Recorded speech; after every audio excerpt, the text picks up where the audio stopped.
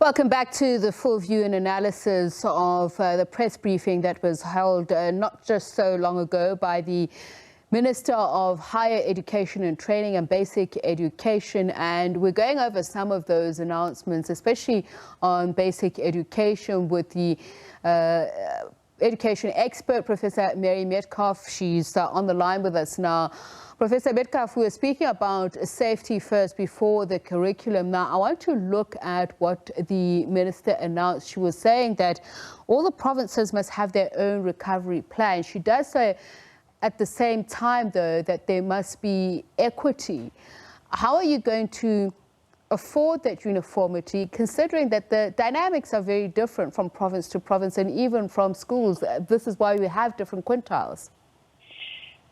Yes, the minister has to be committed to the principle of equity, because we can only move forward as a country when all of our learners are included.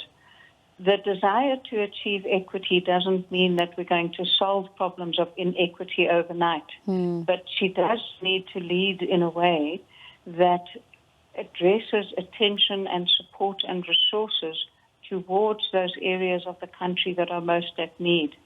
But Tapiso, one of the things that I think we need also to consider is that schools are going to be a very important sector to manage the suppression of the epidemic. And this is a huge step forward for the country as we work together to get the best responses to COVID.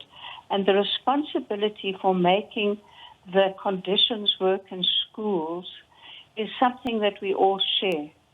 We share it as the stakeholders such as unions, we share it as families, we share it as community structures, we share it as teachers and parents, because we have to invest in the success of the project of opening schools, because it's an investment in avoiding further lockdown and further school closure. So homes have responsibilities every day as they take their children to school to ensure that they have the necessary resources, that they have washed their hands, that they're ready to participate in schools in a way that's contributing to the safety of others.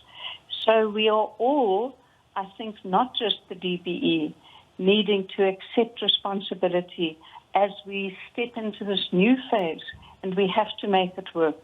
We do have to be cautious. We do have to look at the data as the minister is doing.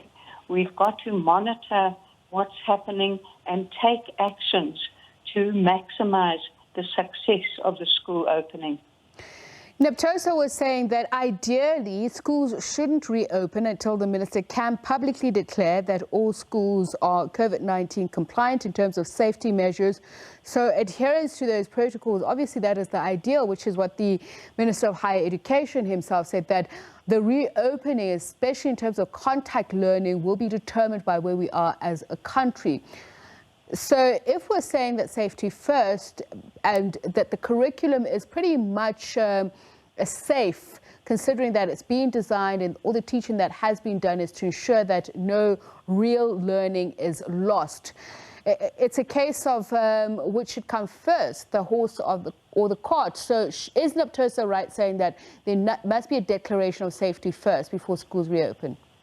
Yes, and I think that what Neptosa is saying is also what the minister is saying, because she's saying we have to get everything in place so that schools can open.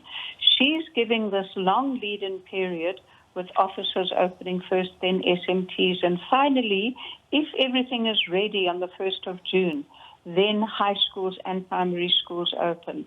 But one of the things that wasn't heard properly yesterday when the DG made his presentation is he said there's non-negotiables, there's preconditions for the reopening of schools, and that is compliance with all the COVID necessities so that our children are safe.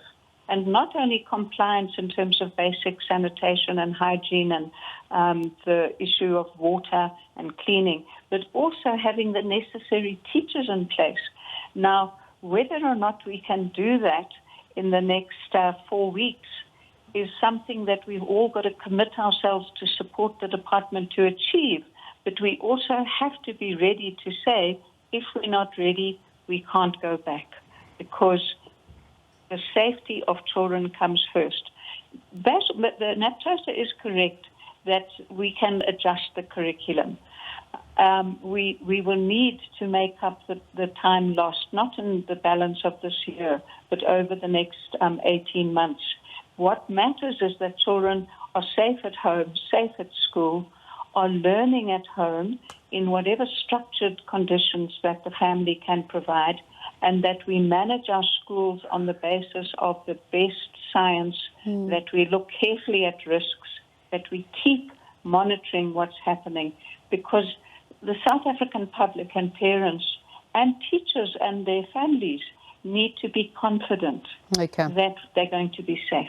Thank you so much for joining us, education expert Professor Mary Metcalfe. And some of those non-negotiables include transport, social distancing, and of course the issue of psychosocial support at schools for teachers and learners.